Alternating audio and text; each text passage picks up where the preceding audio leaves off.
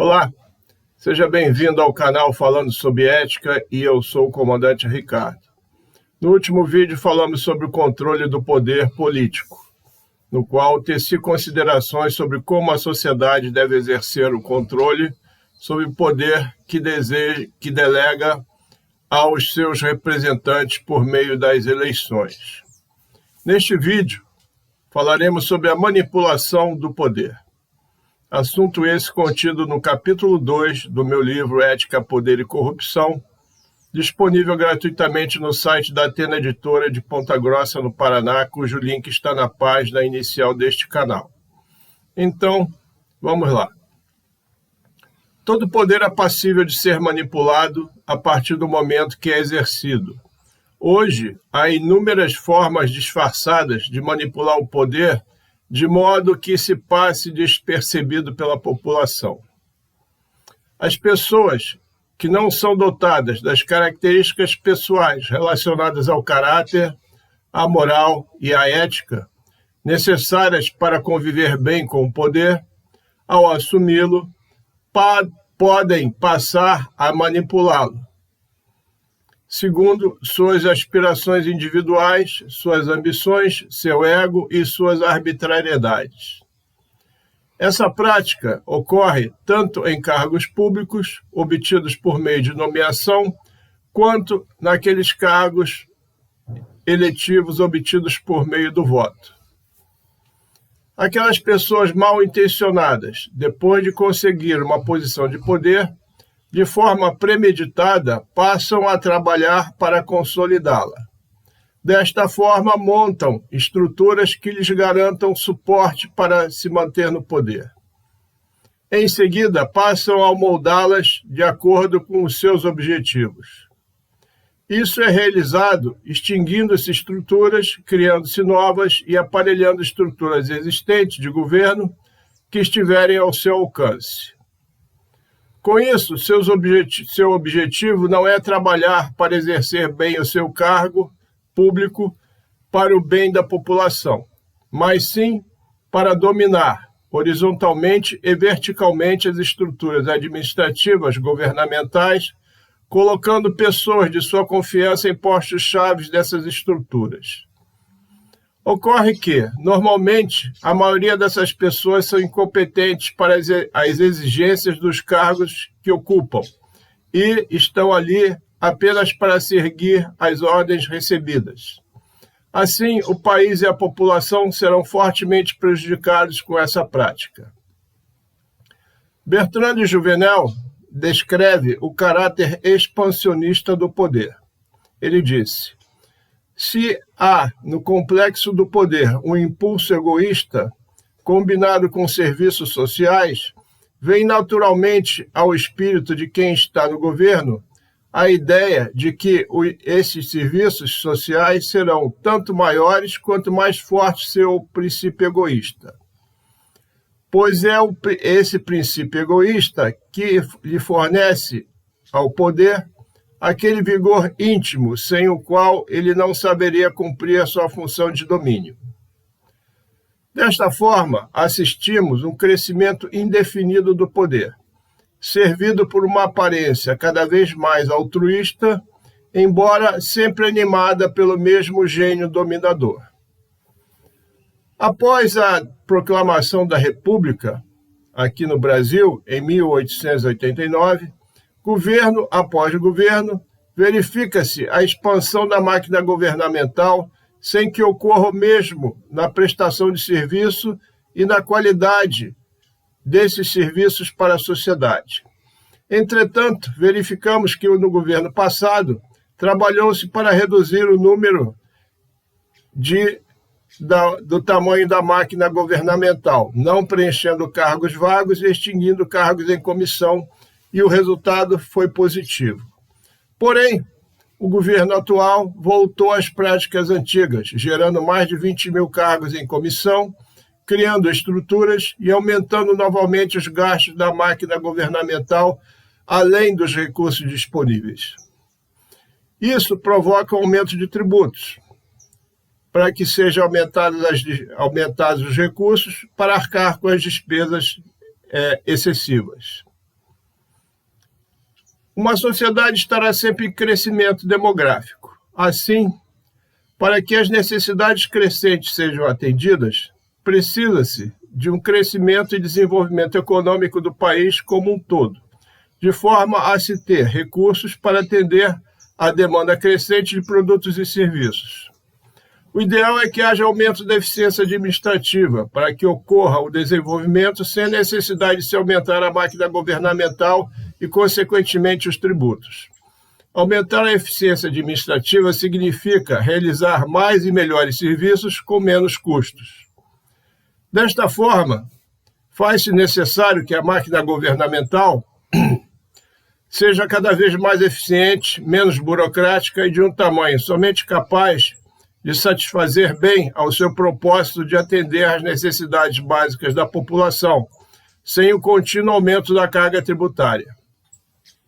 Lembremos da curva de Laffer, muito famosa atualmente, que demonstra que o aumento da carga tributária representa o aumento da arrecadação até um certo ponto da curva. A partir daí, o aumento dos tributos não representará o aumento consequente da arrecadação, porque a população não tem mais como pagar tributos, passando a sonegá-los. Ou seja, a partir daí, os aumentos de tributos não significarão o aumento da arrecadação. Quando um governante começa a manipular o poder, pautado pelo egoísmo, o seu principal objetivo é manter-se onde está. Em segundo lugar, é colocar seus apaniguados, ocupando postos chaves para criar sua base de apoio. São criadas novas estruturas de poder, como novos ministérios, novos departamentos, etc., em sua maioria inúteis, apenas com o objetivo de colocar no governo o maior número possível de apoiadores remunerados pelos cofres públicos com o dinheiro dos pagadores de tributos. Normalmente, esses servidores públicos recolhem dízimo para o seu partido em troca da nomeação. Essa é uma prática comum em governos socialistas e comunistas. Só que, como disse Margaret Thatcher, o socialismo dura até acabar o dinheiro dos outros.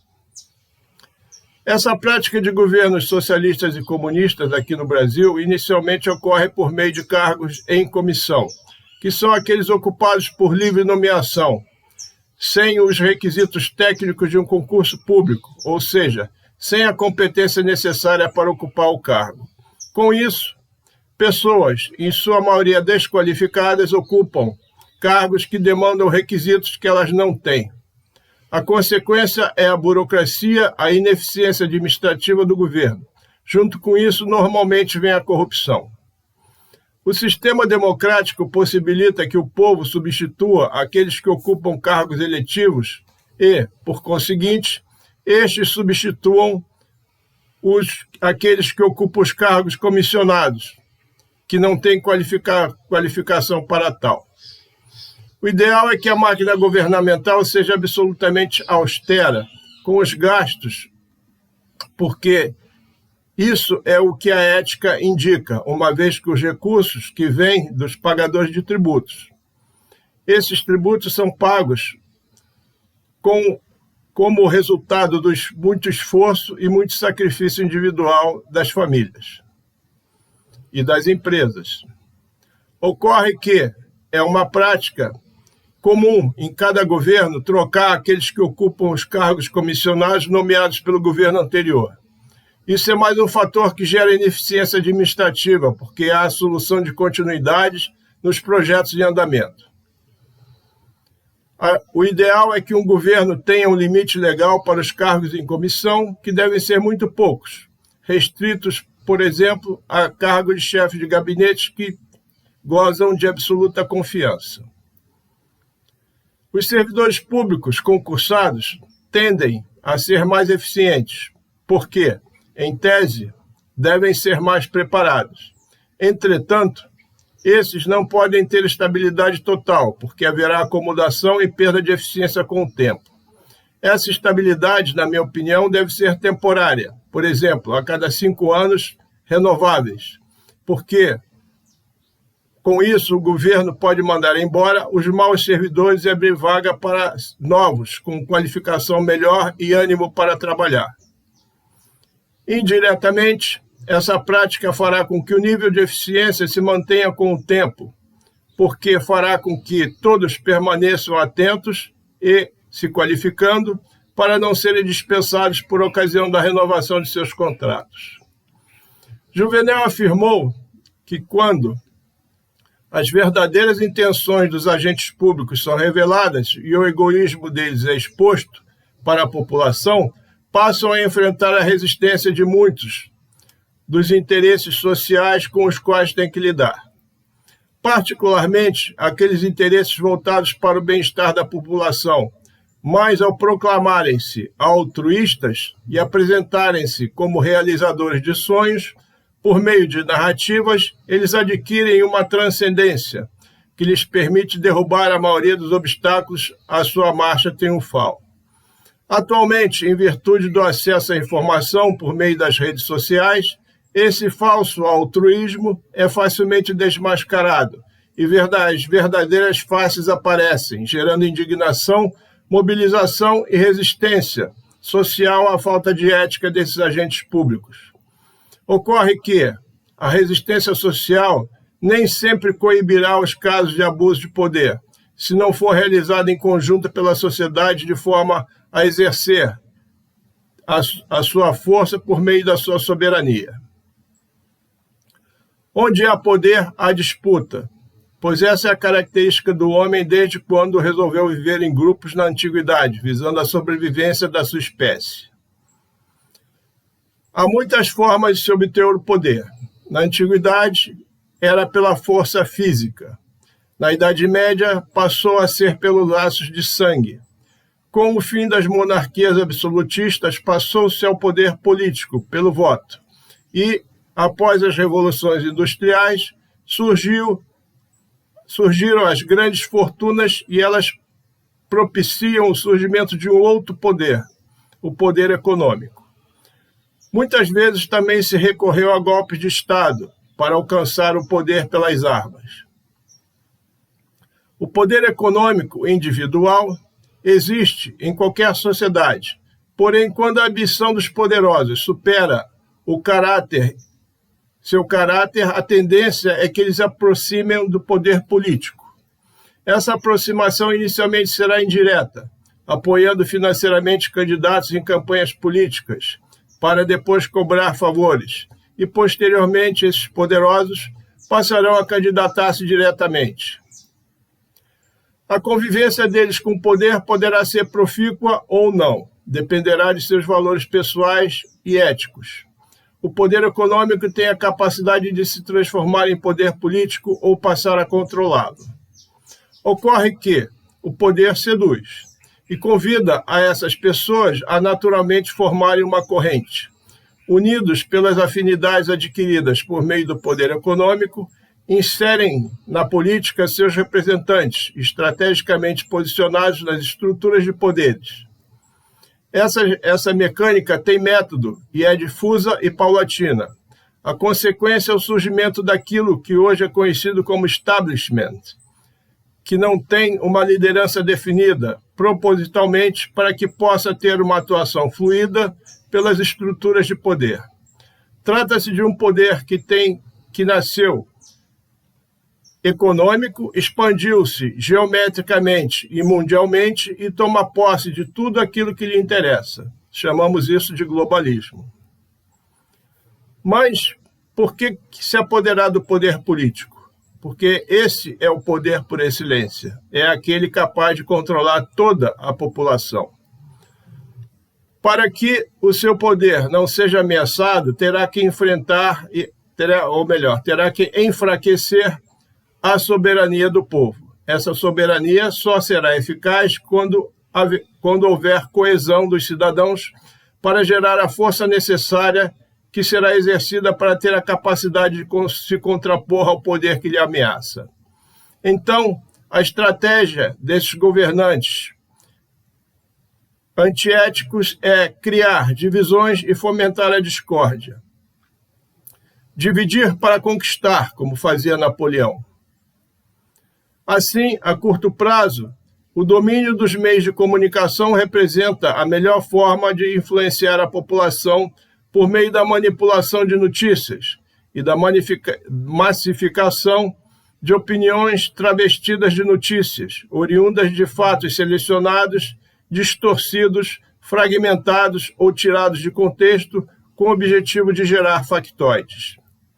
Porém, isso somente ocorre em razão da falta ou do baixo discernimento da população.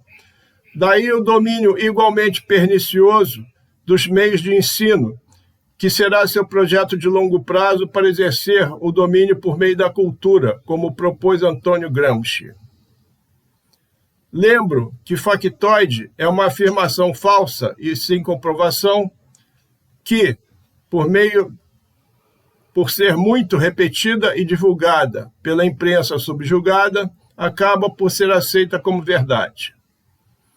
John Stuart Mill afirma que um dos pontos que torna um governo fraco e suscetível a ser dominado é o fato de não proporcionar o exercício suficiente para as faculdades individuais, morais e intelectuais e ativas do seu povo. Daí a necessidade desse governo fraco e sem legitimidade ser manipulador para oprimir a população, porque sem isso ele cairá. Um dos primeiros indícios do despotismo é a restrição da liberdade sem motivos racionais e razoáveis para tal. Esse pensamento de Stuart Mill significa, para a sociedade, preservar todas as formas o bem conquistado por ela, que é o seu maior bem. Aqui só foi conquistado após séculos de luta, que é a liberdade em todas as suas formas. Por meio de um governo forte, com objetivo e liderança, essa liberdade possibilitará ao povo esclarecido e bem informado preservar esse governo e gerar desenvolvimento para a sua sociedade. Para Juvenal, certamente, mesmo numa sociedade em que se respeita as leis, não há a certeza de que estará isenta a casos de abuso de poder. Movidos pela paixão ou somente atraídos pelo poder, os homens cometem frequentemente graves violações, particularmente quando estão em posições de governo. Winston Churchill afirmou que a coragem é a primeira das virtudes humanas, porque é aquela que a garante todas as demais. Pessoas de coragem e éticas colocam seus princípios antes de seus cargos, e é a ética um fator fundamental para isso. Bem, por hora era isso que eu queria transmitir para você que me prestigia com a sua atenção nesta manhã de domingo. Deixo aqui meu muito obrigado. Se gostou desse conteúdo, deixe o seu gostei. E se desejar, comente, compartilhe esse vídeo e inscreva-se nesse canal. Até o próximo domingo, quando falaremos sobre a manipulação do poder político. Este é o canal Falando sobre Ética e eu sou o Comandante Ricardo. Aguardo você. Até lá.